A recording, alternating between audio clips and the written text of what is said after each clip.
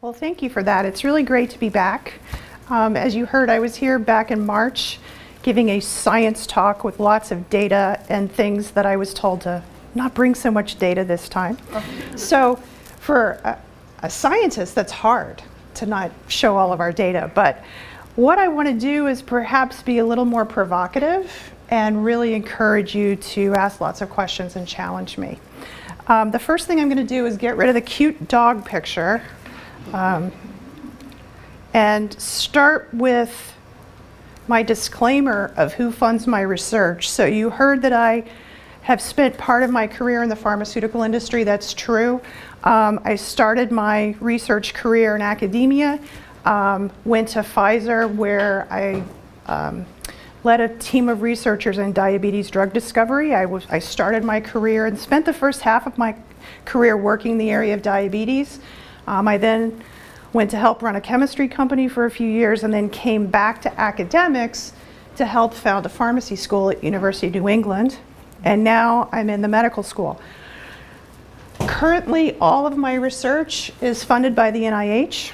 So any conflicts of interest I have are with the NIH. I'm not currently funded by any pharmaceutical company. So I'm going to be showing lots of pictures of different companies' drugs. I'm going to try to spread the wealth across all of them and not play any favorites. Let's see, let me get used to this here. So it's really delightful to also be here in the spirit of bringing art and science together. So this is not an art meets science talk, but we're going to start with a little bit of art because number one, I like it.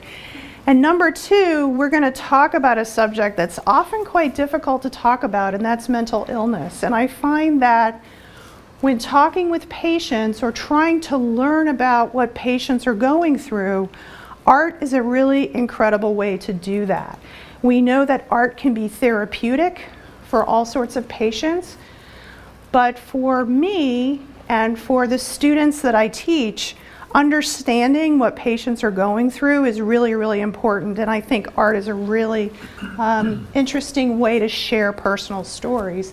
And these are just a few images from different websites that are focused on art and mental health.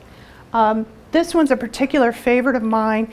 This was made by an adult, and this is by a high school senior. Both are patients struggling with ADHD. And so this is a way for them to try to convey some of what they're going through as they struggle with these disorders. So again, I hope you will interrupt me at any time if you have questions. I've tried to put together a conversation, I hope, about some of the challenges that all of us face in dealing with healthcare and dealing with mental or behavioral health care, because we've all been touched by it. And so this title, I put it together because a big focus of my work, both when I was in the pharmaceutical industry and now as a medical educator and researcher, is trying to help patients be healthier and trying to help patients who are challenged with mental illness to be healthier. And that may seem like an obvious thing, but in fact, we often treat mental health and physical health separately as two different things, and often mental health not at all. So this idea of improving the health of patients with mental illness, and how do we do that? Well, if we focus this conversation on medications, we often do it dancing on and off the drug label. And I want to talk to you a little bit about what that means, because I find that many people, including a lot of the healthcare students that I teach, have no idea really what a drug label is about and what this even means. So, in an ideal world, when we have a healthy mind, when we have a healthy body, even if we treat them separately, we have a beautiful choreographed life. And if one of them becomes ill, we treat them with some sort of therapy that has evidence for safety and efficacy, and we are healed. That's our ideal. That's our ideal situation. I think that's what we should all be aiming for. I'm not going to ask how many of you in this room have been touched by mental illness, because frankly, we all have. I can tell you that for many people who are faced with a personal challenge with mental health, that of a loved one, a child, a parent, a coworker, this isn't usually what happens. It usually looks something more like this. And depending on your life circumstances, your support system, your insurance status, it may be quite a messy endeavor. And so, how did we get there? How does it work? How do we make it better? That's what I'd like for us to talk a little bit about tonight. And I'm going to try to stay out of the political for the most part, given the current election season, but I may not stay there. Okay. So I have one sort of boring statistics slide that I need to show, and I often think I should take it out, but I keep it in because people seem to be surprised about this because we don't really talk about it too much. So in any given year, about 1 in 17 Americans has some bout of mental illness. It's most often anxiety or depression, but in broadest terms, about half of us will personally have a mental health challenge in our lifetime. That's a lot of people, okay? Those are adults. It is the leading cause of disability in the US and Canada. Did you know that? The leading cause of disability, lost time at work, lost productivity, has to do with mental health. We don't talk about this. And suicide is the 11th leading cause of death in this country. The 11th leading cause of death, and we only really talk about it when it's Robin Williams. It's very difficult to talk about, but it's a major, major issue. And as a parent of teenagers, it's something we need to be talking about more often.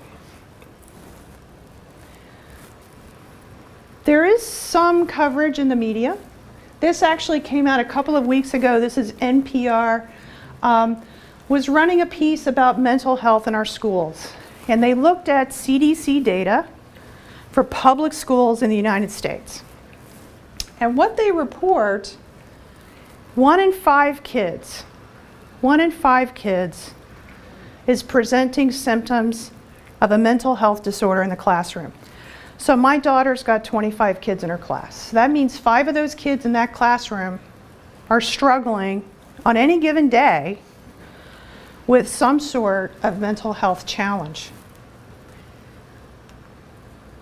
And nearly 80% of these children receive no care. And I'm not just talking medication. I'm talking family counseling. I'm talking any type of therapy intervention. Our kids are not getting care. 80%. So that's a big number. That's not just poor kids, okay? We're not addressing these issues.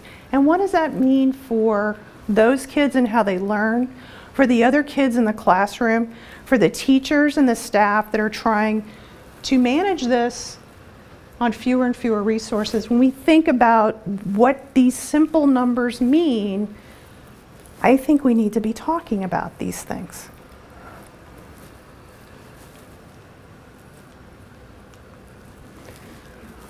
How many of you knew that psychiatric drugs kill more Americans than heroin?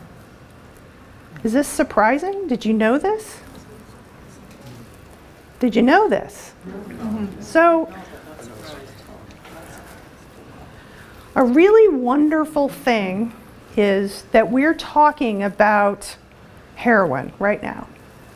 We're talking about the opioid crisis. So when I say we, the American public and some politicians are engaged in a conversation about heroin and opioid addiction, and that is absolutely the right thing that needs to happen. But we're not talking about the fact that more people are dying from psychiatric medications. What does that mean? What does that mean? This is all over the news. This is not. What does that mean? What does that tell you? What kind of deaths are they? How do they abuse it? So this is overdose, okay? And is that painkiller mostly that it starts with? Not necessarily. It's often combinations, but that's a really good question. The point was made, is it painkillers? So certainly those will fall into here. What's a very important point is that these are actually related. Not just because there's some opioids in here, but because oftentimes mental health disorders underpin other things. What these data tell me is there is more stigma around mental health disorders than there is around addiction. How can that be? Are those patient-administered overdoses for mental?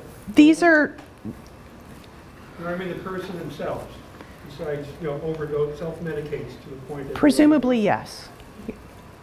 So they're taking a medication that they've been prescribed or have taken from someone. So one of the points of this is a huge problem. It's on the uptick. This is actually more people. These are related. And we know that it's easier to ask for a pain medication, oftentimes, than it is to ask for care for anxiety or depression or PTSD or psychosis. We go on and on. And we know that when patients don't get their mental health care issues taken care of, everything else goes bad as well. Okay? So a lot of people are dying from medication. Is that suicide sometimes? It can be, If yes. they Yes, use it can be. physically out? Absolutely. So it can be suicide. It's also the point that a lot of these drugs have to be used very carefully. And we're going to talk about some of the side effects that can happen. Okay? These are great questions. So was there another question before I move on? So we're talking about the opioid crisis, but we're not really talking so much about the mental health crisis in this country. So I'm going to give you a little bit of my bias and my perspective. So I'm a pharmacologist. What in heaven's name does that mean? So I study how drugs work. As I tell my pharmacology students, my job is to teach you how a drug will cure you and how it will kill you. Okay? How does that work? So I, in the laboratory, try to generate data to prove, is the drug safe and does it work? This is the same information that the FDA wants when the FDA decides to approve a drug or decides what goes on a drug label. I believe that as patients and parents and caregivers, that we should be asking questions about, is it safe and does it work? Those are not outrageous questions. And those are questions that you can ask for yourself, or your children, or your parents, the people you love. So I'm going to be asking some of these questions as we go along, and I hope you will ask related questions as well. So another piece of artwork. So this is by an artist named Lewis Wayne. He struggles with schizophrenia. So our most probably serious form of mental disorder. And he paints what it feels like or what it looks like to see a cat when he's not having a psychotic episode and as he progresses into psychosis. These are beautiful pictures, aren't they? Thankfully, I have never experienced psychosis. But when I look at this, it makes a very strong impression on me on what it must feel like to be here. What it must feel like to be there. The drugs that are FDA approved to treat psychosis are drugs that I work with a lot. I started working with these medications when I was at Pfizer.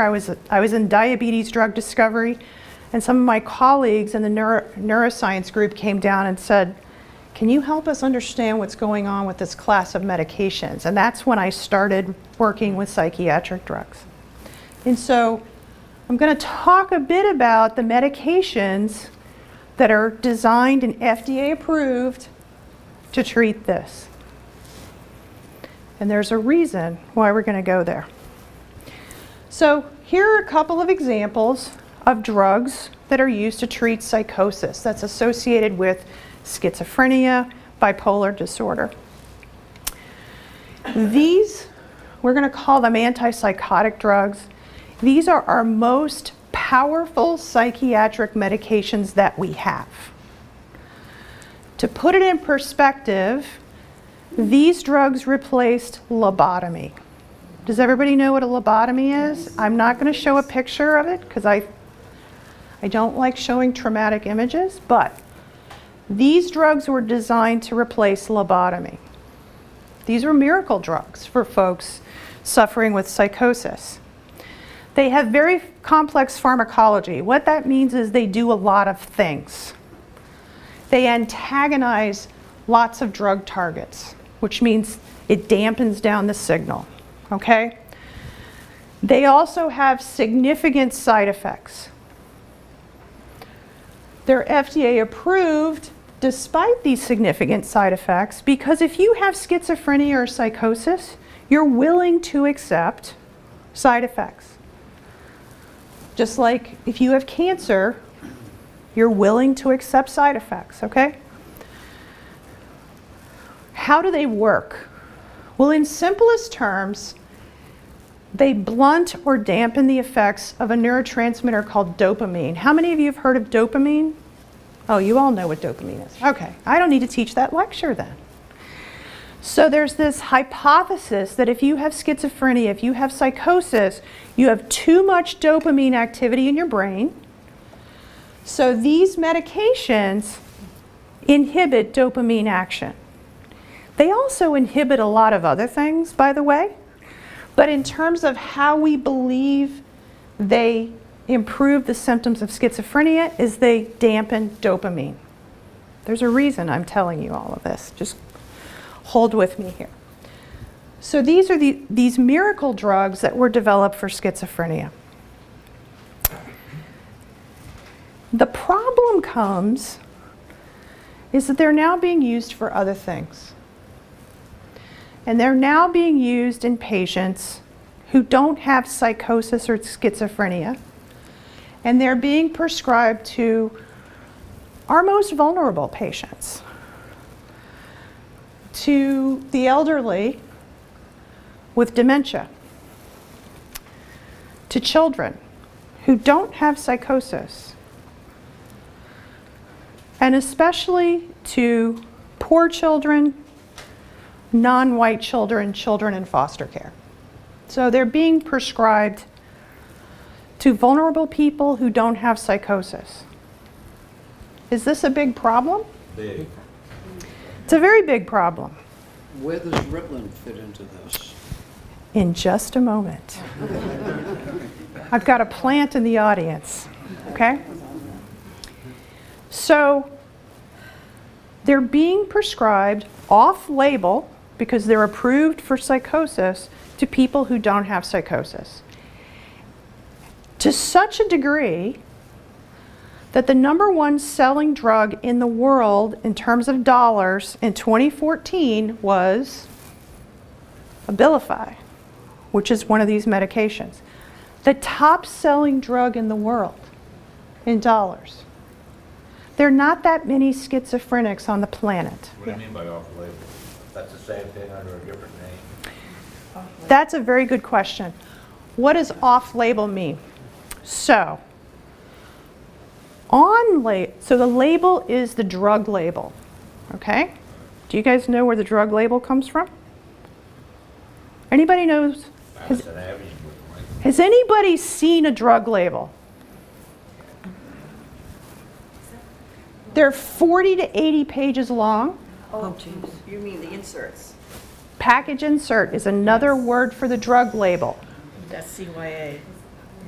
This is what the FDA puts together with the drug manufacturer based on data for certain indications.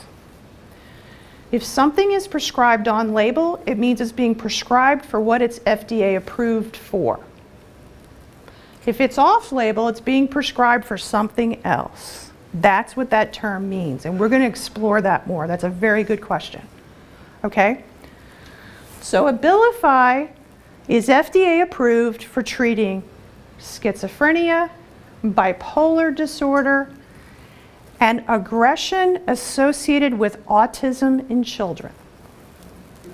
That's what it's FDA approved for. #1 selling drug in the world in 2014. Tells you it's being prescribed to a lot of people. So thanks to your question, I just told you what off-label prescribing is. Yep. Are the side effects what cause it to be used for something else? Are the side effects what cause it to be used for something else? That's a very good question. Why do people prescribe things for what they Why does a doctor prescribe it for something? It's a good question. Well, Don't they sometimes discover a drug for this purpose? Then they discover it is useful for not the original purpose, but it's also very efficient. you know all of this stuff. I've got 5 You out want of to my- come up here and help me? 5 out of my 6 grandkids with problems. So she's exactly right. So how does a drug get approved? In the simplest sense of the word, a company usually, because it costs about $1 billion to get a drug on the market, puts together a package of data for a compound that shows it works and it's safe for a given thing. Okay? Schizophrenia. Abilify works. Here's 400 pages of data to show it works for schizophrenia, and here's how it passed our safety tests. And the FDA evaluates that, says go back, do some more studies, I don't believe this. And they write the label and says, here's the dose range that can be used for these things only. That's how a drug gets approved, that's what goes on the label. Is it legal for a prescriber to prescribe it for something else? Yes. It is legal for a prescriber, usually a physician, but other people can. A prescriber can prescribe anything for anything. Okay? Really? And that really? It's not illegal. To prescribe, a prescriber, it is the art of practicing medicine. So the tensions between legal and ethical. What is legal and what is ethical? That's what this talk is all about. That's what this talk is all about. So it is legal for a prescriber to prescribe off-label. What is illegal is for a company to advertise it for things off-label. So the FDA's job is to say, these are the data we have, it works for this, it's safe under these conditions. Company, you can sell it for that, you can market it for that, you can put it on the TV for that, but you cannot promote it for something else. Of course, these things happen.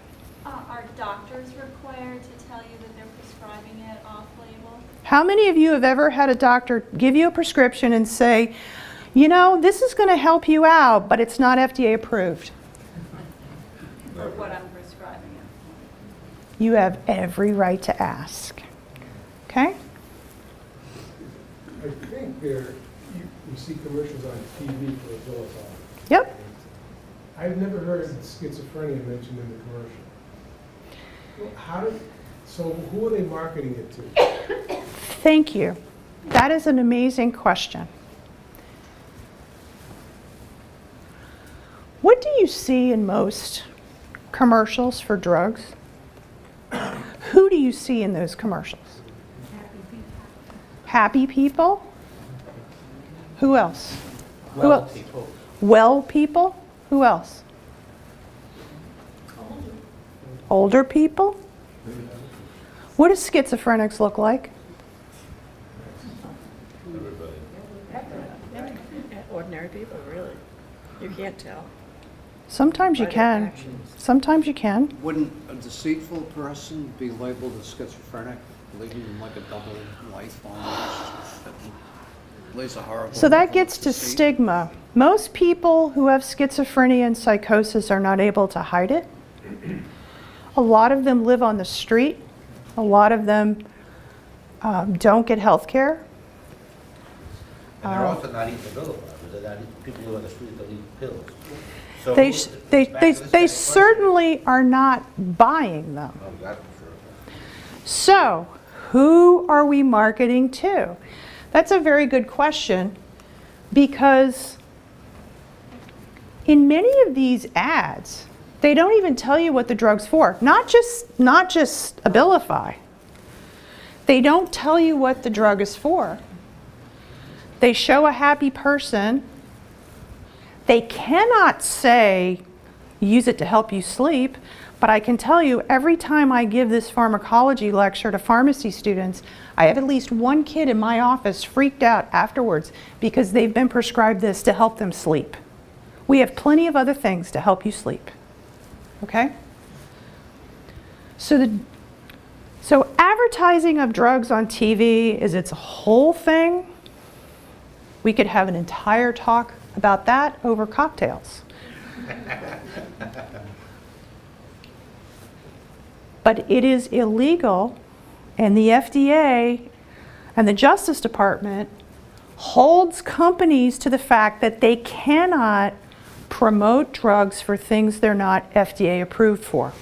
So are they hoping that people will see the commercial and go to the doctor and say, hey? can you have Absolutely. this? That's exactly what happens in this culture, because we have a consumer culture. This doesn't happen in other countries, but it happens here. So the doctor may not prescribe it initially, but the patient will come in and say, hey, can I have this, or can I have this for my parents? That's the idea. That's the idea behind the advertising. Okay? So it's legal to prescribe anything for anything, but you can't advertise anything for anything. But you can kind of, okay? So what, I think this is getting to some, so why is my doctor prescribing drugs off label? Why is this happening, and why isn't she telling me about it? Do you have any ideas? Why? Because these doctors, they don't have the answers for everything. Doctors don't have the answer for everything. Maybe. Is it ever a good thing to prescribe something off label? How many of you or yourselves or know someone that takes low dose aspirin every day? Okay? That indication was not on the drug label for a long time. Physicians figured out, and there started to be published studies, that aspirin could help prevent a second heart attack, could have some benefit with stroke. It's now on the label, but thousands of lives were saved by doctors who said, take a low dose aspirin before it was on the label. Okay? That's a great example of lives saved due to off-label prescribing. Okay? Because science moves forward, and it takes a lot of money to get FDA approval. And that's an example. There might be studies in the scientific literature. I might get lucky and publish something that changes the way we prescribe. Studies indicate that it works, even if the FDA hasn't approved it. That's one reason a doctor will prescribe off-label. I may be diagnosed with something that there's no FDA-approved drug for. There are more diagnosis codes for psychiatry than we have drugs to treat. So what do you do then? If I'm diagnosed with something and there's no FDA-approved drug, my doctor may prescribe something off-label, and that can be appropriate. That's an example. A lot of drugs are not 100% effective, especially psychiatric drugs. We could argue that a lot of psych drugs, especially antidepressants, don't really work. Okay? So we try other things to help patients. Most drugs are not FDA approved for kids. If any of you have a child, you have used a drug off-label. When did the law go in place saying that we had to test drugs in kids? Any idea? Throw out something. Probably very recently. Yeah. 2000 or 2002. 2002. Okay, so prior to that, anything that's FDA approved for something, there was no pediatric testing. Okay? So almost everything we have to treat kids is not FDA approved.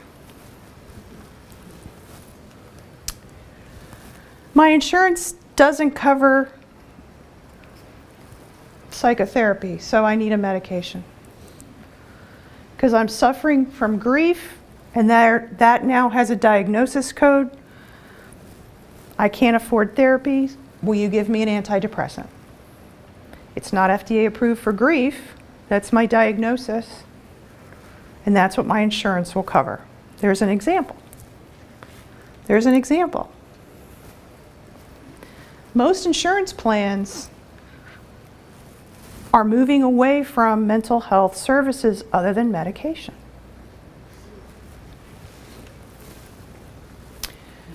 Concern about abuse potential or diversion. If I'm worried that you're going to sell it on the street or that you're going to take it in a way that you shouldn't, maybe I'll prescribe you something else. That's an interesting conversation to have. So I told you these antipsychotic drugs are the most powerful thing we have. They're used to replace lobotomy. Why are we using those off-label? Why was Abilify #1 in sales in 2014? Because of its effectiveness of other things. Was it effective? Treating other. Was it effective for treating other things? Maybe. There's a lot of side effects. So a lot of people are getting a prescription for Abilify to help them sleep. What's that about? I'm sure it'll help you sleep. Usually this pops up, not always, but usually it pops up when aggression becomes part of the scenario. So using it in dementia patients who become physically aggressive, you're using it as a chemical restraint. It's not treating dementia, it's treating aggression. Kids acting out in class, treat aggression, it's a chemical restraint. This is sometimes when it shows up in off-label prescribing. No abuse potential. Nobody wants to take this. It doesn't make you feel good. There's no high involved. You're not going to abuse it. Nobody's going to buy it on the street from you. It's not a scheduled drug. Do you know what a scheduled drug is? Take it regularly. Nope. Good guess. Prescribed.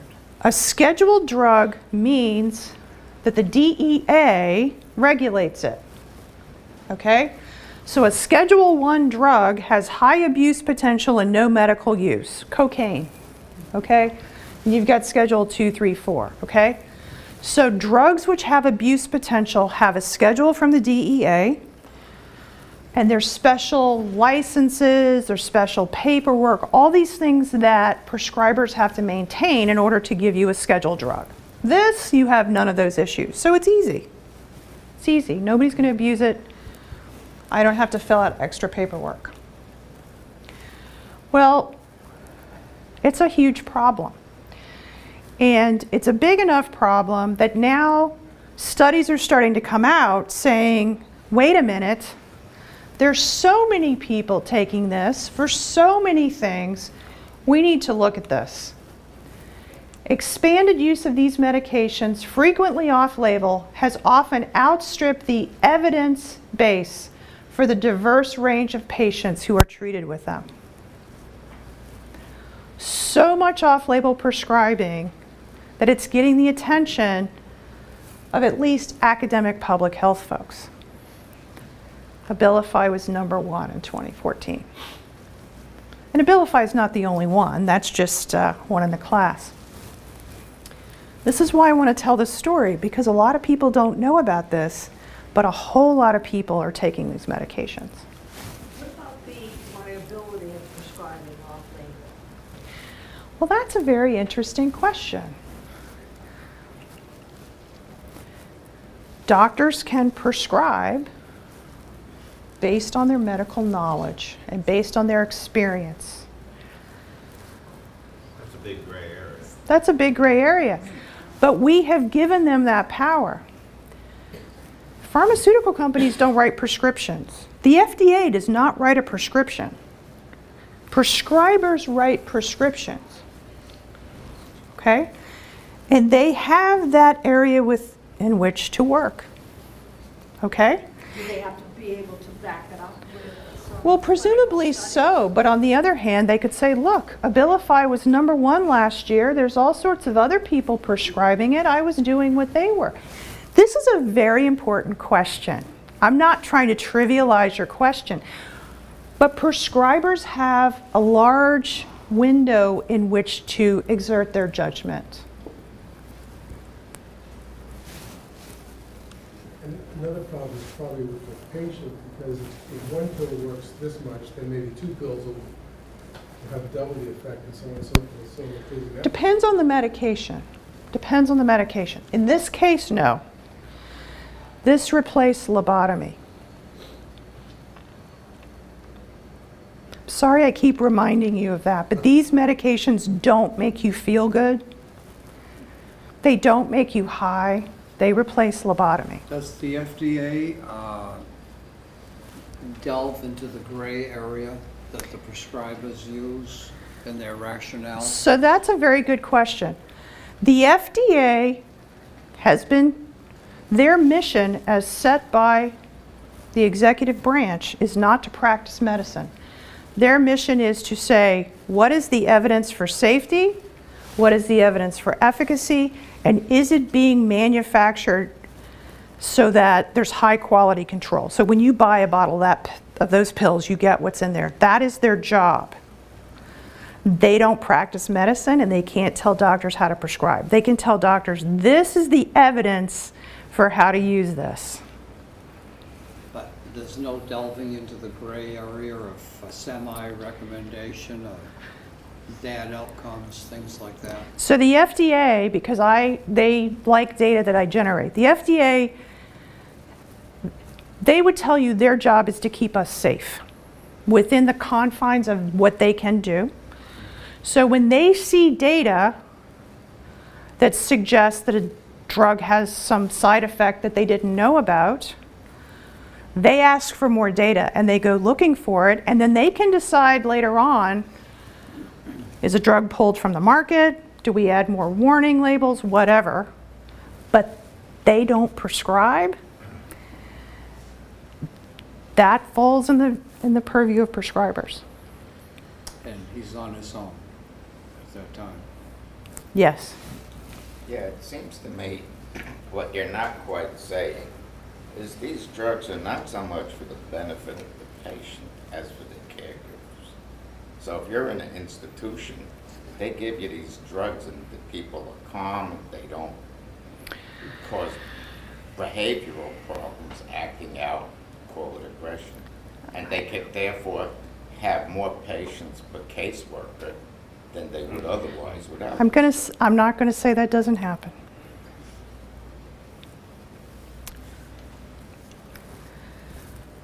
This is the first page of a drug label for one of these drugs. I could have picked any one in the class. Okay? This is the very first page of a 50-page drug label. Why in heaven's name am I showing you this?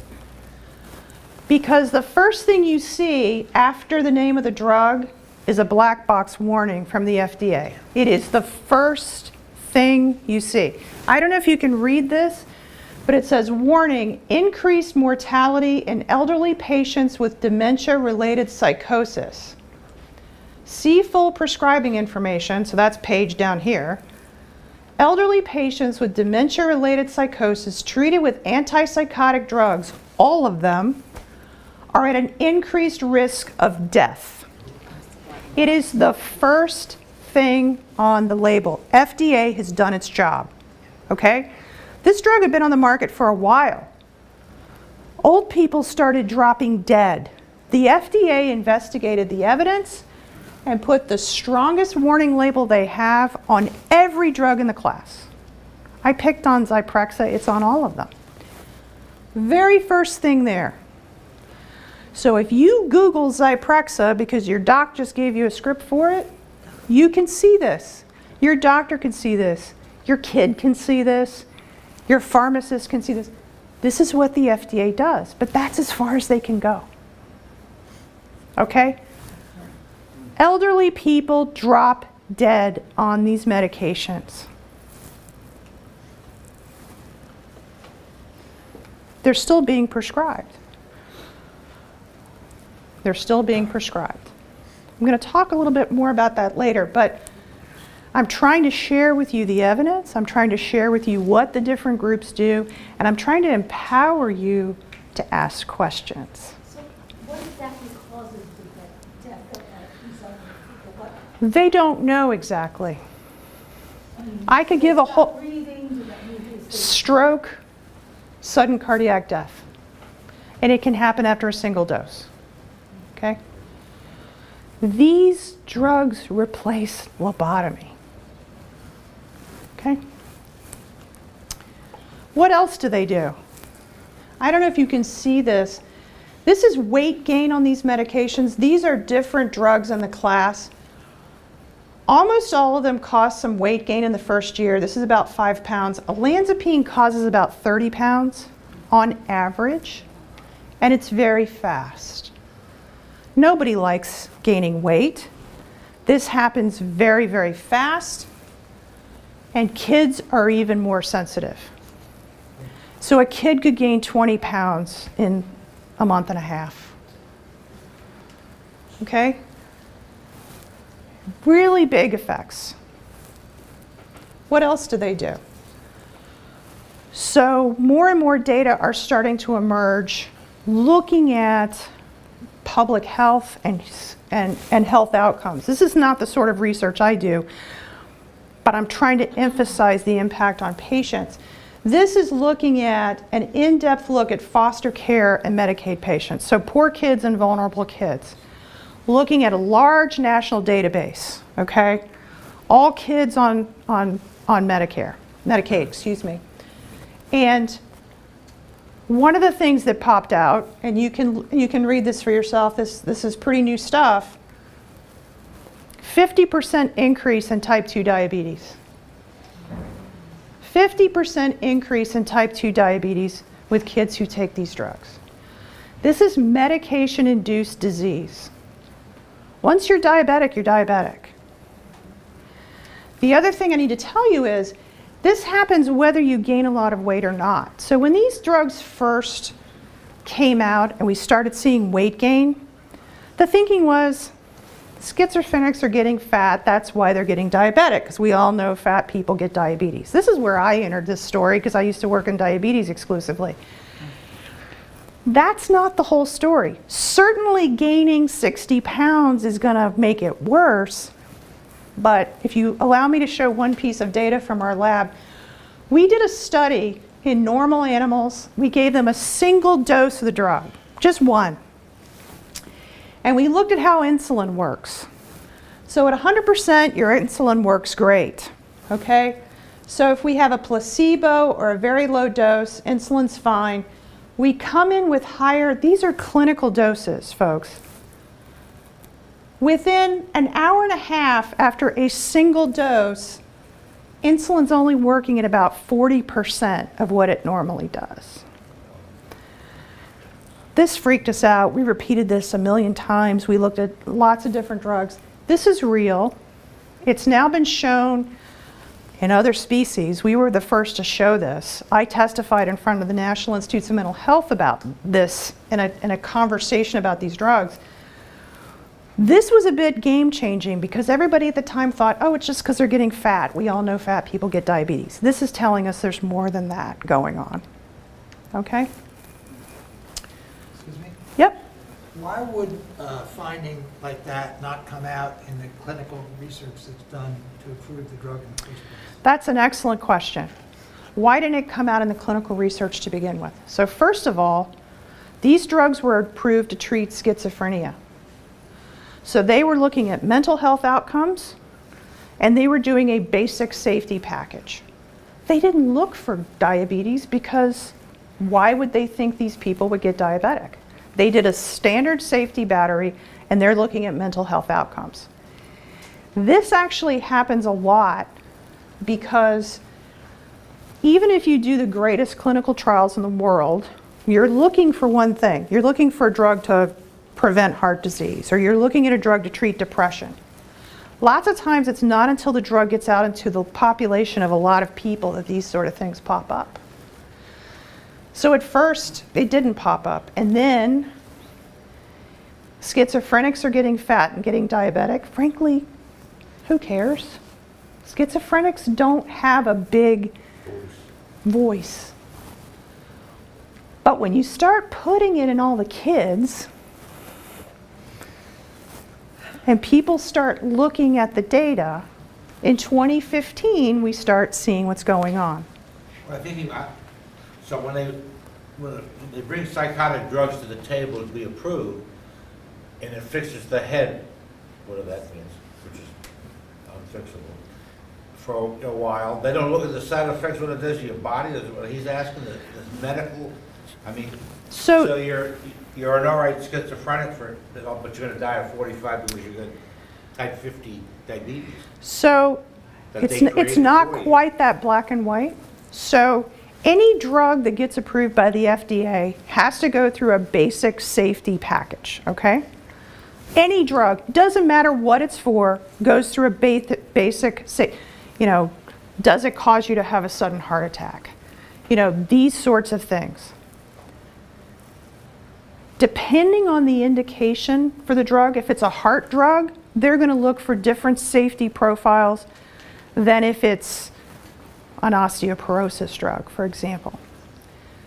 An important point about what you said, though, I'm not a physician, but I train them. Psychiatrists think about patients from the neck up. Diabetes physicians think about patients from the neck down. And rarely does anybody cross the neck to go to the other side. That's kind of what I do. I ask the questions. I'm not a clinician, but I make drugs and I treat clinicians how to use them. It's a very important point.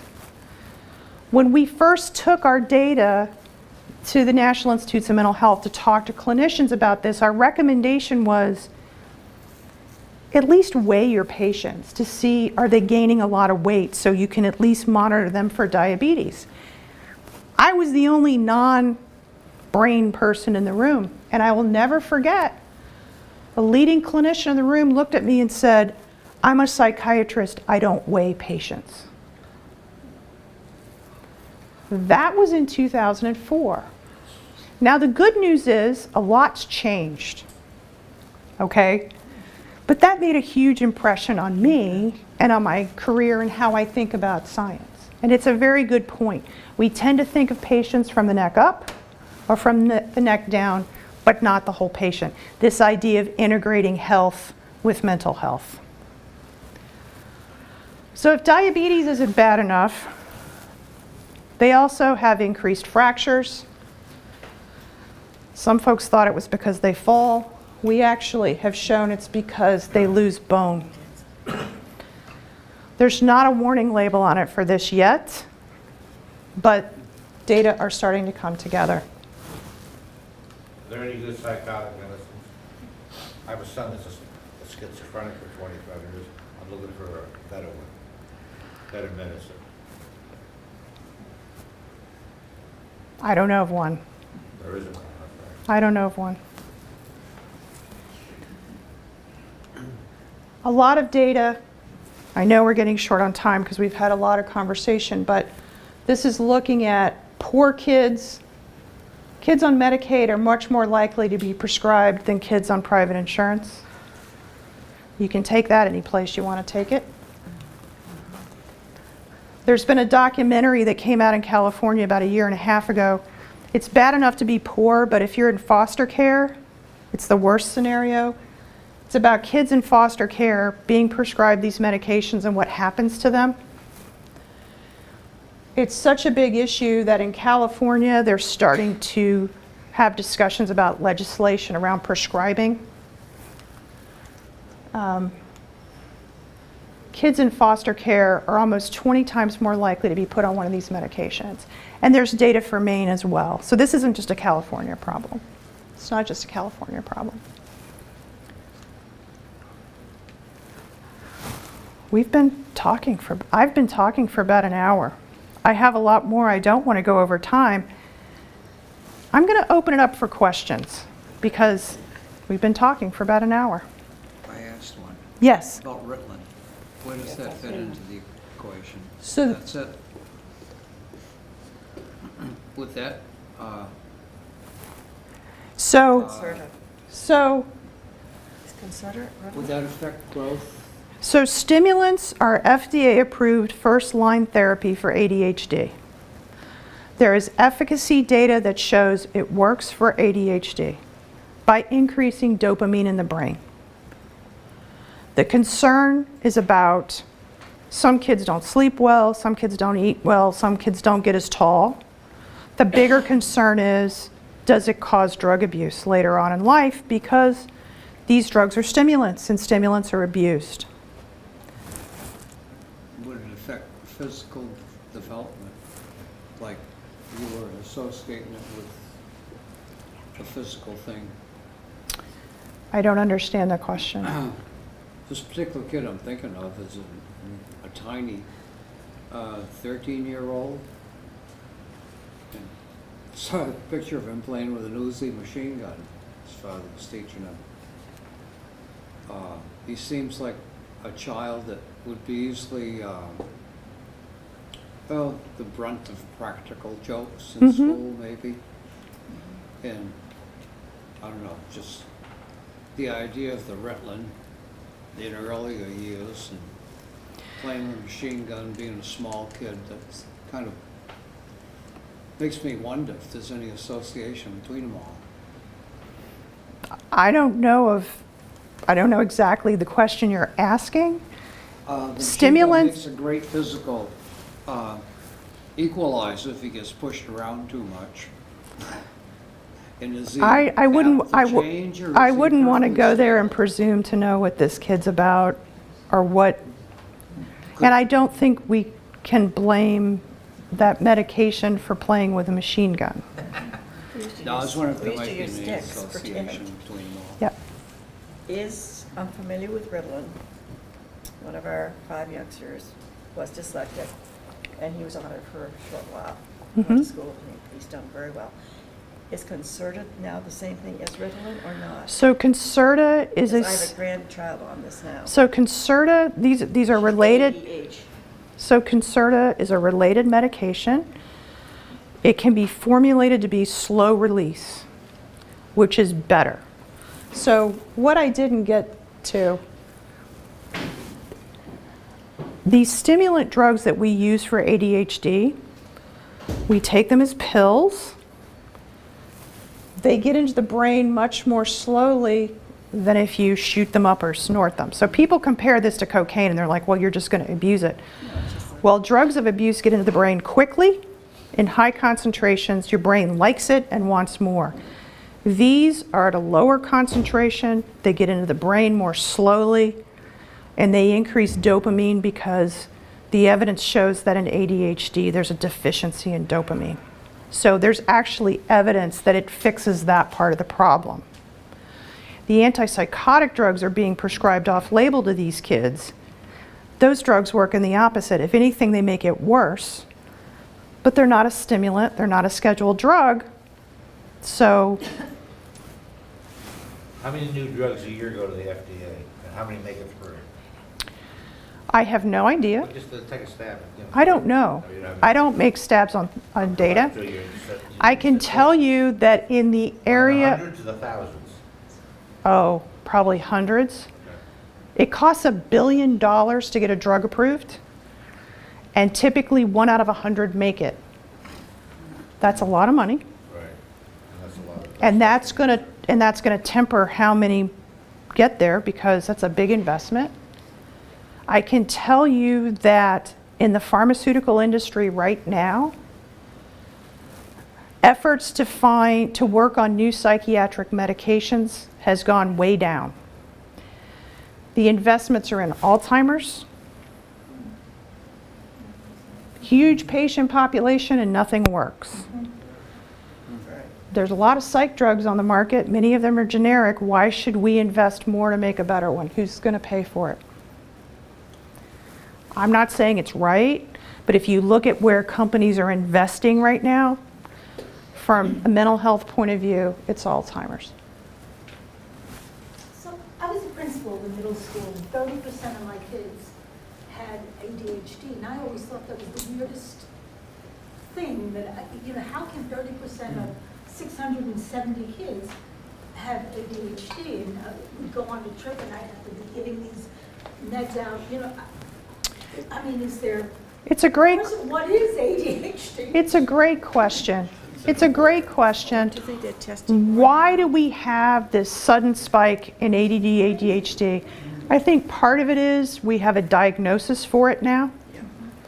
I think part of it is how we school our kids now. I think part of it's cultural. I didn't get to talk about it, but it's interesting. If you take the symptoms of ADHD and you take the symptoms of sleep deprivation, they almost completely overlap. It could be total coincidence. I don't think so. There are now genetic evidence to suggest that genes which regulate our circadian clocks and our sleep are disrupted in ADHD. They're disrupted in psychosis. They're disrupted in diabetes. Gee, could there be any connection? That's something we're working on in our laboratory I didn't get a chance to talk to you about. It's a different way to look at health. You had a slide that said, do stimulants cause drug abuse later in life? What's the answer? So I didn't get to go to that point. Where'd it go? So it's the most probably controversial question in psychiatry. Should we be putting our kids on stimulants? Because stimulants are abused. The other part of the question before I get to the answer is we know that people with a diagnosis of ADHD are more likely to abuse drugs, which is another reason to be worried about putting them on a stimulant, perhaps. But the studies have been done, clinical studies have been done, and they show that if you treat a kid with a stimulant appropriately as per the label, there is no increase in drug abuse. There's also no decrease in drug abuse, which is troubling. But the concern that we're going to treat him with a stimulant and turn him into a cocaine abuser because of that, there is no evidence to suggest that at all. Are there any new drugs on the market for depression that you would think are effective? So the most exciting thing I've heard coming down the street for depression, it's not on the market yet, at least not legally, is ketamine. You guys heard of ketamine? Vitamin K? Oh, yes. So it's abused on the street. So I don't have time to talk to you about it, but if you Google ketamine for depression, this is really, really exciting. There's research being done at Yale, and it's expanding now, that if you take someone with severe depression and you take them into the hospital and you put them in a room and you put an IV in them and you have somebody hang out with them for the day and you administer ketamine. So you have hallucinations, right? A controlled dose in a hospital, send them home. These people, their depression is relieved within hours. Hours. We know that when antidepressants work, it takes weeks if it works at all. So it's going into clinical trials. If this is real, that is a game changer, okay? So does this relate to homeopathic medicine more than traditional medicine? No, no. So ketamine is it's been used for anesthesia. It's abused on the street because it gets you high. This would be the first, well, it would be an on-label use if it gets approved. But it's an NMDA receptor antagonist, so we know how it works, but that hadn't been linked to depression before. So it's in clinical trials right now. That's the most exciting thing I know of, and I sure hope it's real. I just can't get over one of the first slides you were showing of the kids in foster care. And how does that happen and why does that happen? The kids in foster care being overprescribed, being So drugs. I'm not trying to blow you off. Watch this documentary. So if you Google drugging our kids, it's a 5-part documentary. It's really well done. So basically, these are kids who are the most vulnerable. They have no one to advocate for them. So they're poor, they have no one to advocate for them. They've been through some sort of trauma, multiple traumas. They land in some foster care situation which may or may not be good, may or may not be stable. These kids are in crisis. These drugs will quiet them. I was wondering, is their behavior that they're So wanting to treat? these are chemical restraints. Where was the Ritalin when I was a kid? When that woman was a kid, there weren't 30 kids out of the 30% of the kids having pills. That was scary. I mean, it's nothing to do with the human, it's to do with the pills. So These humans have always been around with problems. antipsychotic drugs are miracle drugs for the people who need them. We have a drug problem, but it's not just pharmaceutical companies Well, running it's ads. drugs, not just psychotic. But we want what we want when we want it. We have a prescribing problem. We have a consumer demand problem. We don't monitor the patients who need the stuff. We have a healthcare system where mental health is over here and physical health is over here.